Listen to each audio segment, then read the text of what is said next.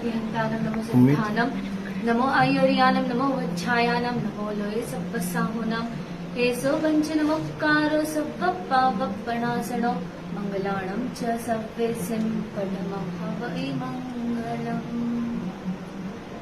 ओम नमो हृदे केवलिने परमयोगिने भक्तिमार्गयोगिने विशालशासनाय सर्वभक्तिसम्पन्नाय निर्विकल्पाय कल्पनातीताय कलाकलभकलिताय विस्फुरदूरशुक्लज्ञानाग्निने तप्तकर्मबीजाय प्राप्तानन्तचतुष्टयाय सौम्याय शान्ताय मङ्गलवरदाय सौम्याय शान्ताय मङ्गलवरदाय सौम्याय शान्ताय मङ्गलवरदाय अष्टादशदोषरहिताय संस्कृतविश्वसंहिताय स्वाहा।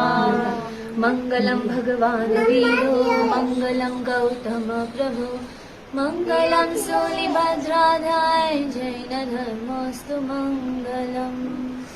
उपसर्गाशयं यान्ति चित्यान्तविघ्नवल्लय मनःप्रसन्नतामेति पूज्यमाने जिनेश्वरे सर्वमङ्गलमाङ्गल्यं सर्वकल्याणकारणं प्रधानं सर्वधर्माणां जैनं जयति शासनम्।